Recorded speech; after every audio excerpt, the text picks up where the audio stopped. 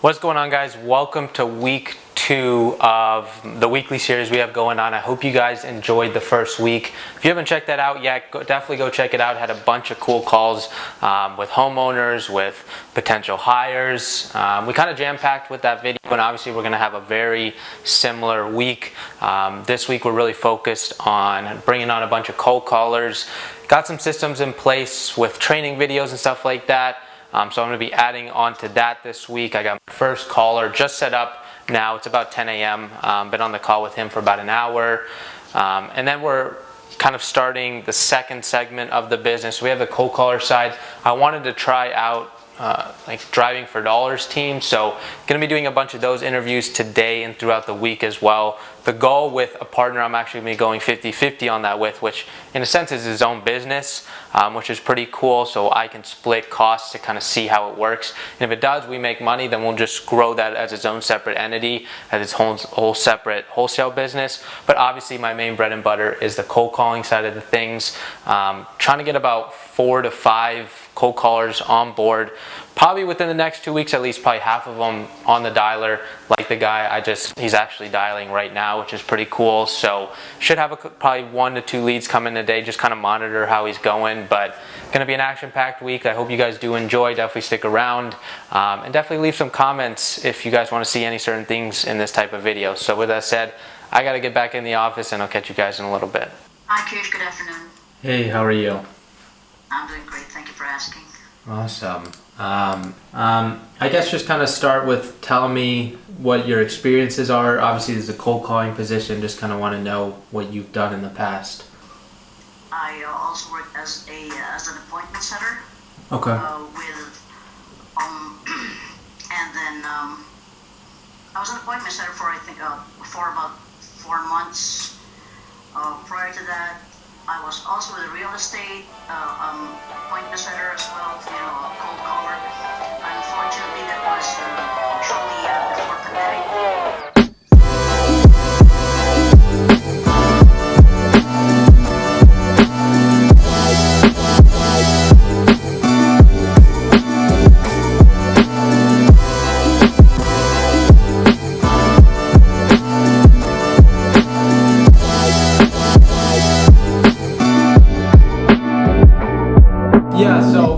Typically how I do it is I'll do these interviews, and then I have 3 more I have to do today. There's nothing crazy. I'm looking to probably bring on about half, so I'll let you know by the end of the day. I just have to go through them. It wouldn't be fair if I said yeah and then I do more, so I'll let you know by the end of the day if that's all right.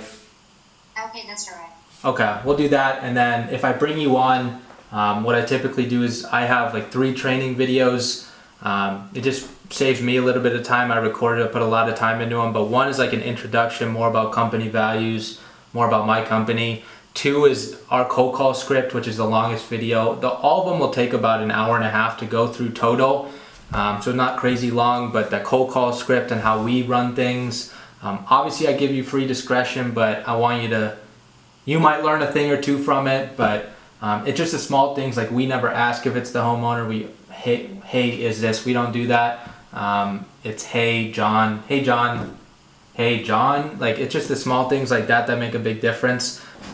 Yeah, if you ever want a JV, well, you just let me know. It just comes down to, I mean, I could just give you my word too, and you could just tell me, hey, do you think you could buy a buyer for this? And I'll just give you a fresh set of eyes and be like, here's what I think you could get for it, and then we can kind of go from there.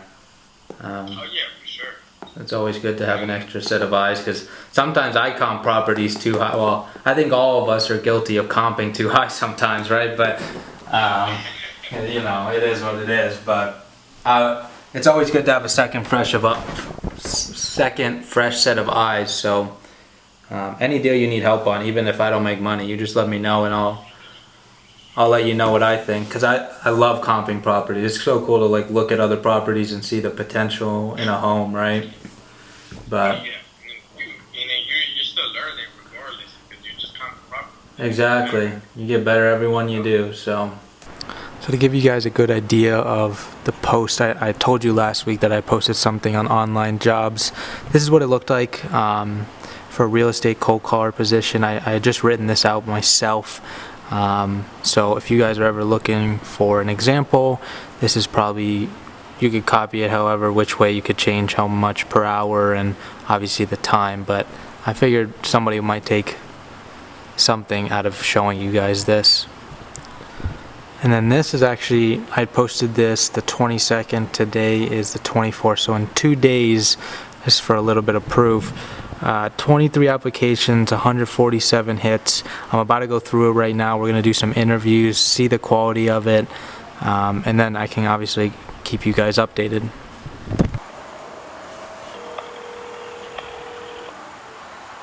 Hello? Hey, Bonnie. Yes. Hey, Bonnie. How are you doing? My name's Kish. I believe my partner, his name's Leo. He had spoken to you a little bit earlier about that. I know you had 2 properties that you owned. Does that ring a bell, that conversation? Well, I talk to a lot of people every day. Oh, okay. I don't blame you. But he was just asking if you were looking to sell that property in Lawrenceville, and then you had one in Wisconsin, right?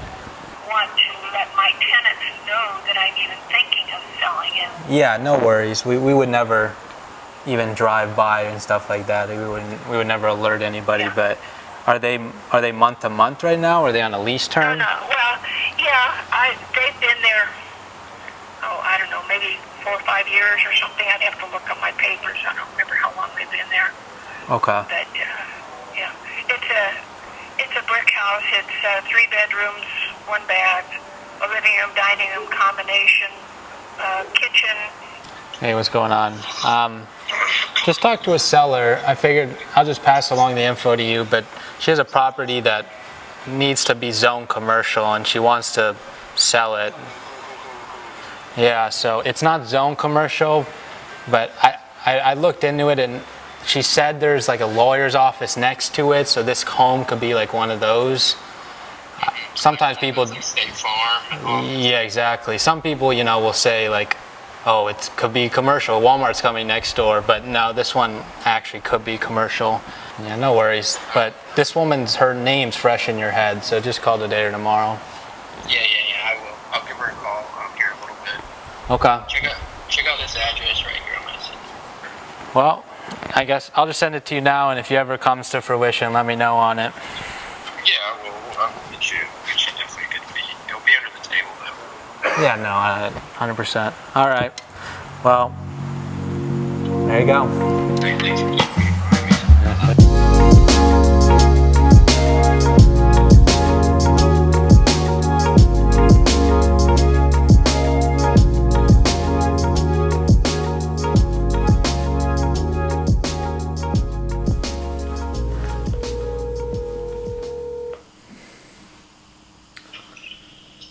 Yo. What's up? So I had this other guy call, and he had already sent somebody to look at it this afternoon.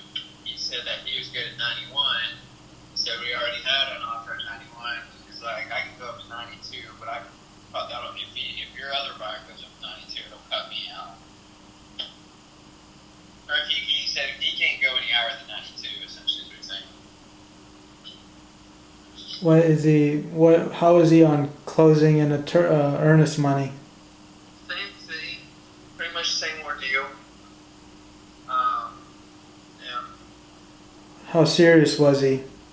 I mean, Yeah, curious. I mean, from gauging it, seems pretty serious to me. do you want me to have a conversation with him or? Yeah, do you want to? Yeah. Hey, sorry, I didn't have you on speakerphone. Is this Thomas? This time. Or hey, Tom. I'm partners with Davis. You just spoke to him about that property. At Jonesboro. Yeah. Yep. How you doing? I'm good. How are you? Good. I figure I'd give you a call. I just talked with him because I'm technically the guy that has the contract with the homeowner. So, in essence, all the paperwork would go through me. I just want to get a gauge of where we were at. I know you said your top dollar is 92, but I also wanted to see.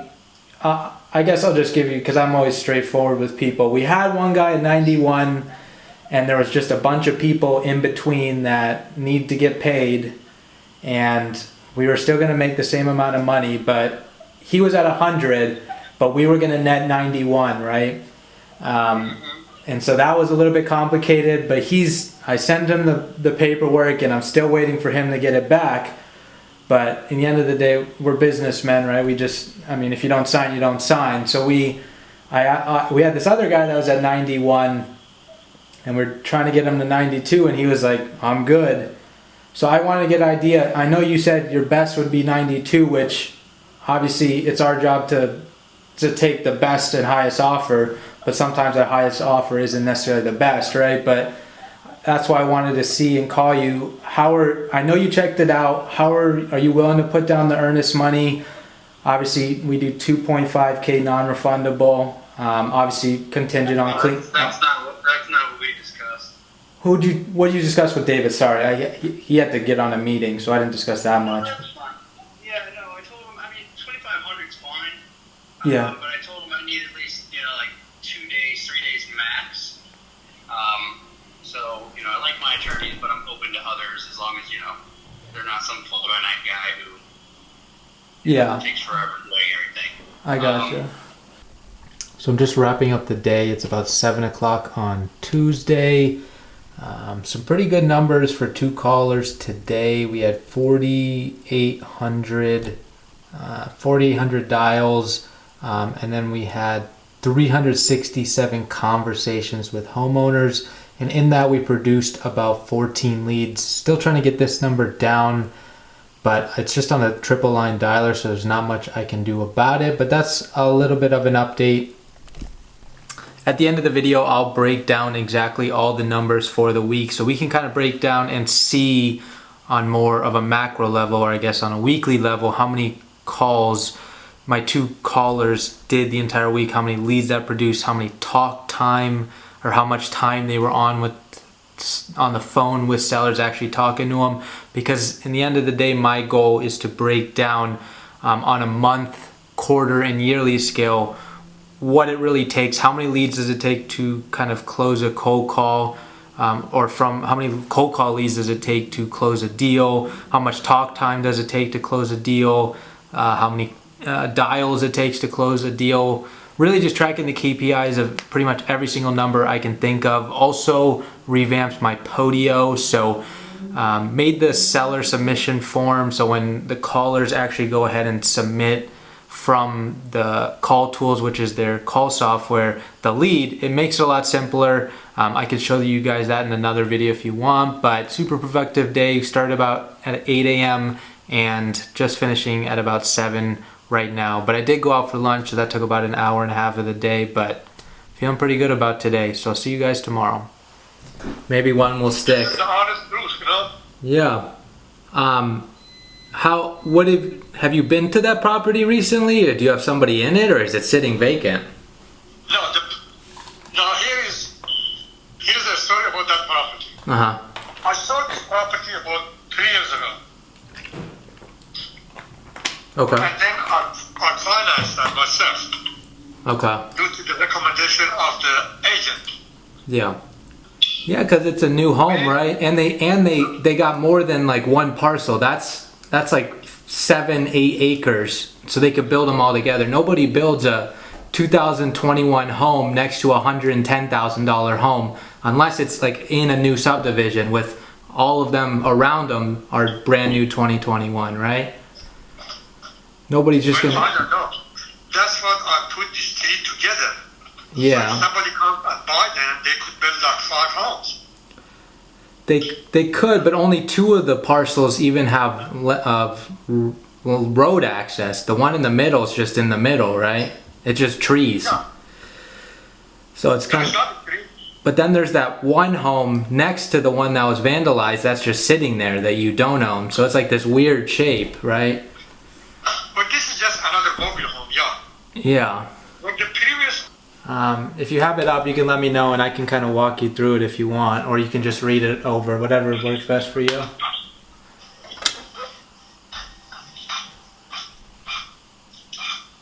And then description, when I say as is, we just put in there that things like the windows, appliances that you have there. Like none of the major things you can read there, but as long as it's not, that's what we consider as is.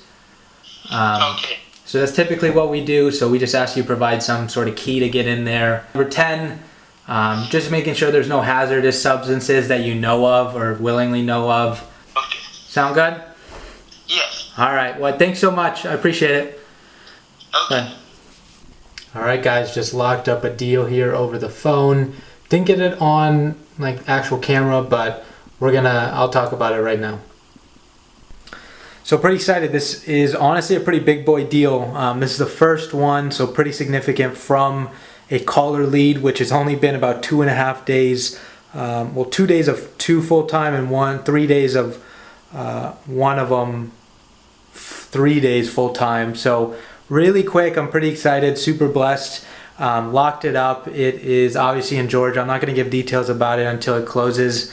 I'm just big into I don't want to mess anything up that I don't need to, but a little bit about the deal. Ended up calling from the cold call. Let me pull up the details here. So this one, they originally wanted $200,000, and the caller had actually written down an address. So they had 2 properties. The caller written down an address, and they actually weren't looking to sell that one. The $200K number was not bad for that home. And then I was like, oh crap. And she said, oh, not that home, this home. This one, the ARV was actually higher than the one that I had originally thought. So this one, probably 265, 280 ARV, somewhere in between there. Let's just say 275.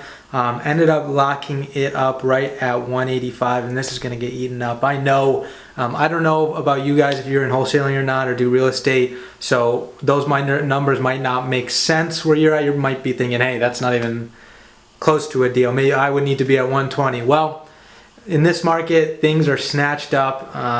Prime area in a really good neighborhood. This is honestly one of the biggest homes in the neighborhood, which isn't the best thing necessarily, but it's gonna get eaten up. It's a 4.2, 1,500 square foot type home. So pretty excited. Gonna get it into the attorney tomorrow. Hopefully I'm not jinxing it by filming this video, but probably we're looking to close within like 2.5 weeks. So the seller had a pretty set date. It was the day before they wanted to close, so they didn't have to make another mortgage payment. So I assured them if we ended up going long, I would take care of that, because that'd be my fault if we didn't close that quick and I didn't find a buyer. So I'm pretty excited. It's now Wednesday, so I didn't film too much today, but on to the next lead.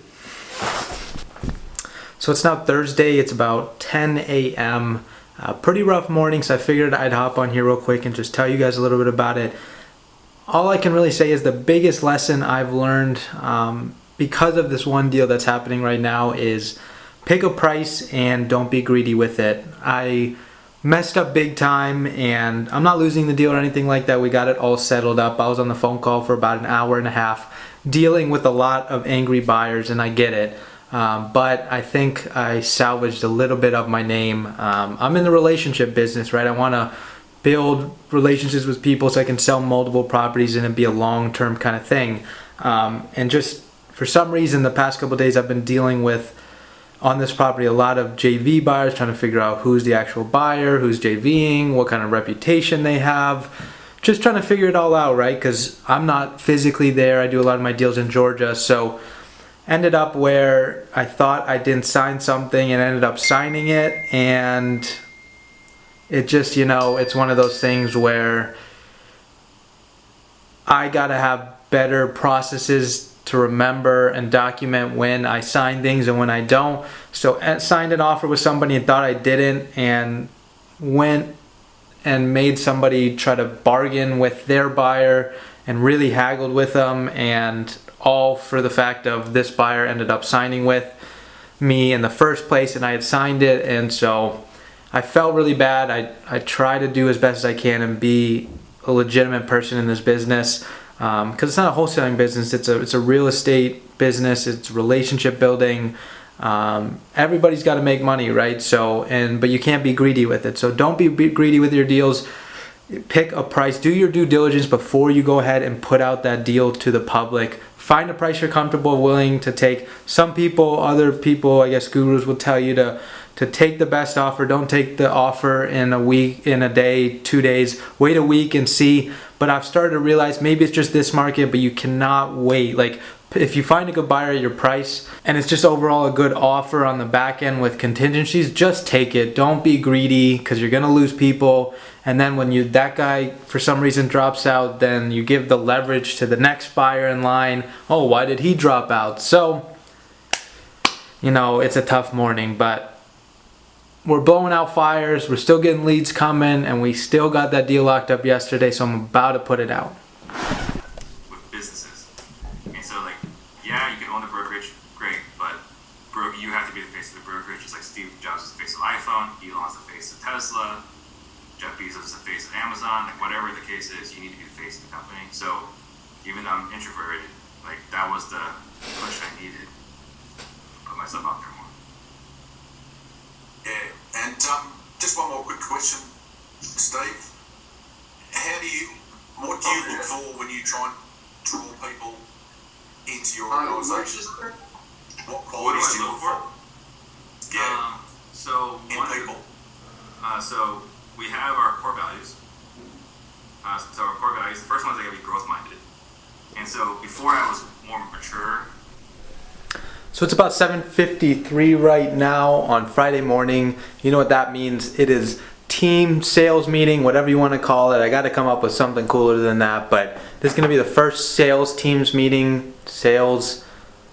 meeting with my first 2 cold callers. This is basically the wrap up of the first week, so we're going to get some insight into what they learned. I took a couple recordings, wrote down yesterday. It took a while to kind of go through some talking points I want to go through, whether that be call recordings, some things I learned that they need to improve on. So obviously I told them I did not expect them to be perfect the first week, but giving some updates on the numbers because I want them to know how many dials, and I kind of broke it down to how many dials it takes to get a lead, how much talk time it took to get a lead, all those specific numbers, so it could give them a better idea of what it's like or what to look forward to and how many actual conversations they need to have to potentially have a lead on average. So I'll record a little bit of it, but we're going to hop into it right now. On podium. Okay. So yeah, that's something I don't really know, but I guess the best way to put it is, at least for you, Leo, is just work on something like that. I'd like to see that number at least be below 10 for the next week. Because in the end of the day, you're longer on that, because I went back and looked at the time you're on a call. Let me see here. Because right now sorry, there's a fly in here. Right now you're at 6 hours and 12 minutes for the week on a call, and Apple was 5 hours and 16.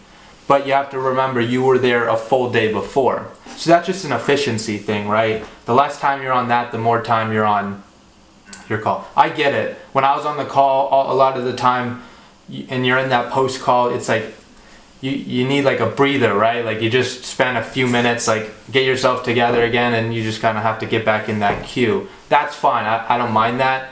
But whatever that looks like, just try things to make those a little bit. Because I know if you said you had something else you were putting them into. In the end of the day, that's just copy and paste, right? So you don't need to spend too much time on that. But I don't know what that looks like.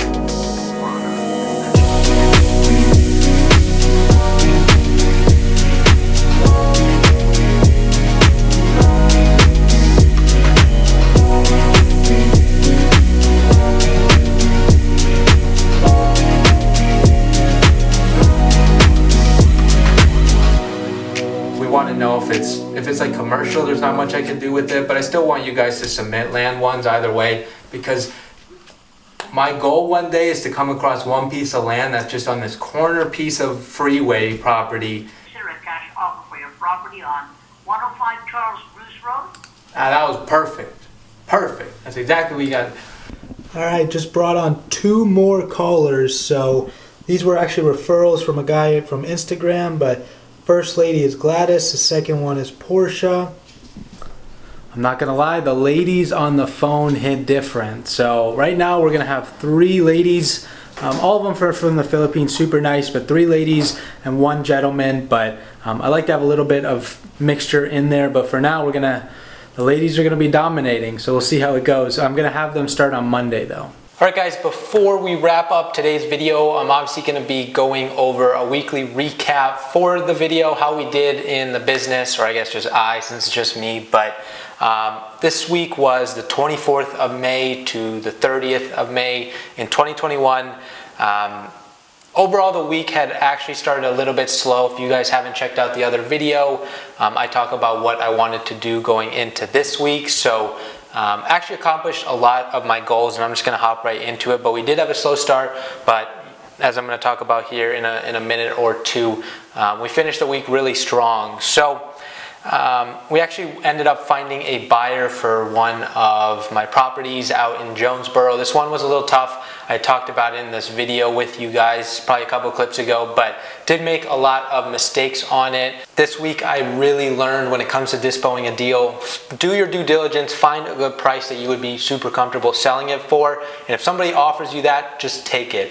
Obviously you have to take into account contingencies, earnest money, if they need inspections and a lot of that, and but that just comes with vetting buyers, and the easier it gets with time. So I ended up finding a couple actually really solid buyers this week. One that ended up purchasing this Jonesboro property. I signed it, got everything signed. It's with the attorney. That should probably close before the 11th of June.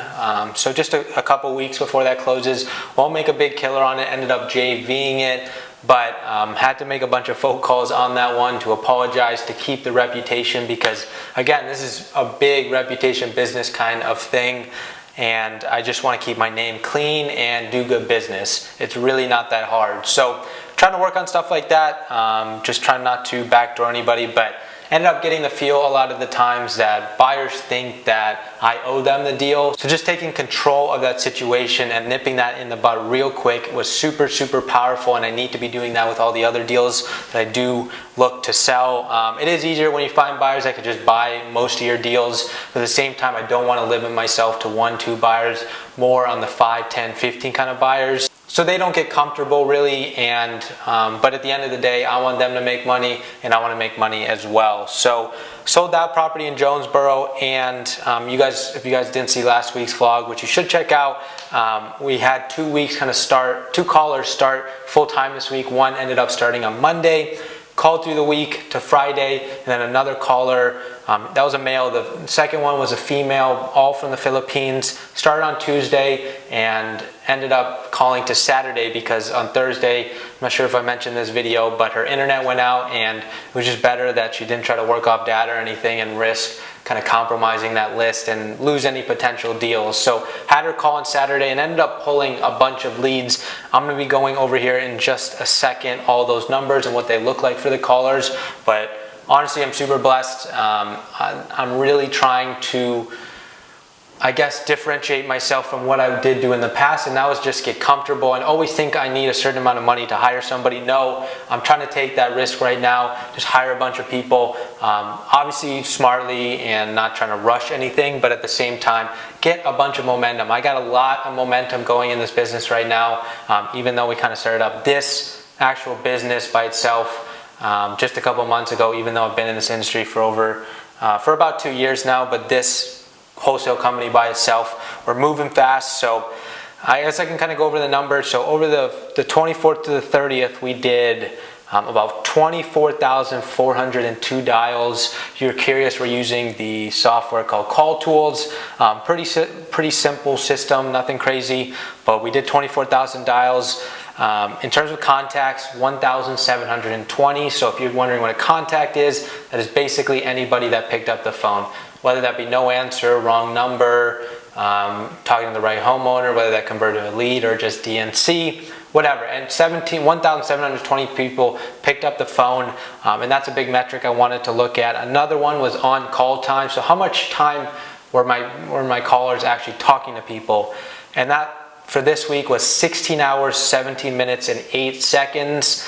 And then how many leads did that produce? So a lot of you are probably curious about it. That produced 55 leads. In my eyes, that's crazy, and I think you guys can probably agree. I'm not sure if that's going to last, but it'll probably go down, especially with 2 callers. That might be a mix of me hiring really good people. It could be partially having a really good list. It could be them just being absolute killers on the phone, and maybe even the sales trainings we did helped them a little bit.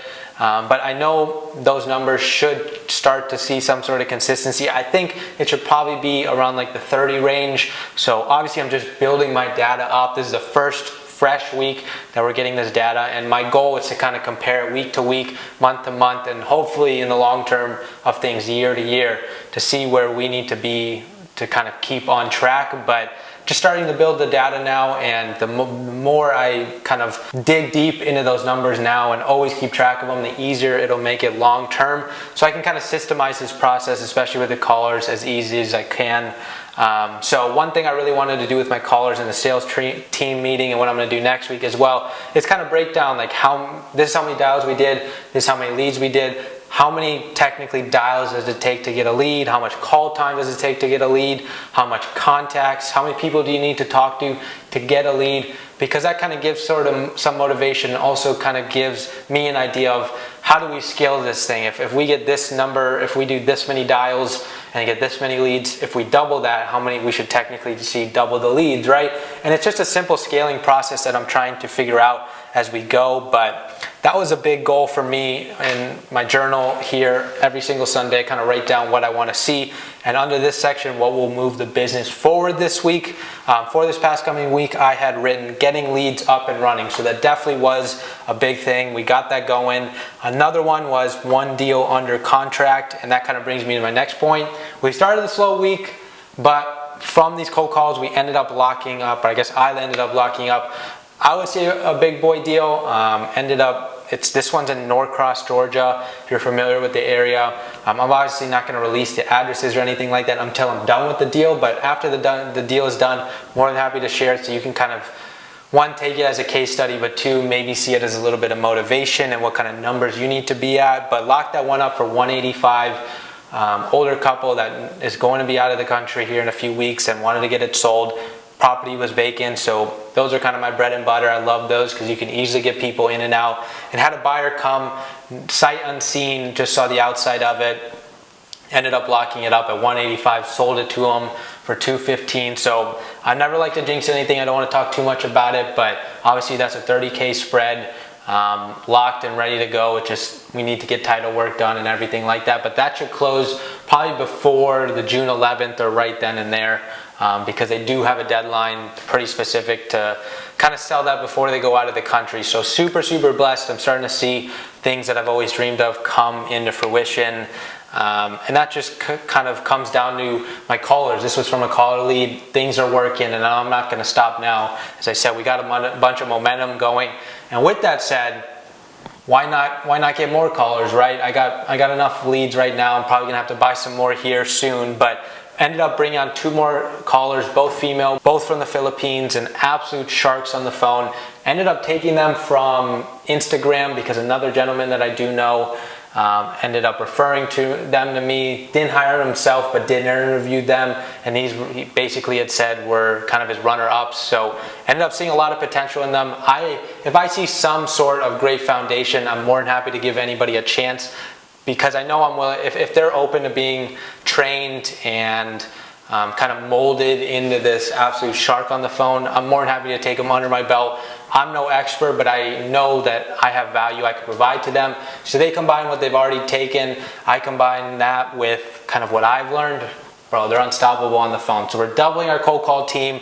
It's going to be a fun team sales meeting next week. So we'll have a total of 4 callers. They're going to be up and running probably by midday tomorrow. They've sent them the training videos. They've got their questions. I got to hop on a quick call with them, and then it's off to the races. So it should be pretty interesting kind of seeing what the numbers are going to look like next week. See if we technically double it, or see if we're going to have some sort of like average kind of situation play out where might have a low week, we had a high week this week, and we can kind of see where the average is. So I hope you guys enjoyed the video. That's pretty much it for this week's summary. New vlogs out every single Monday at 6 a.m.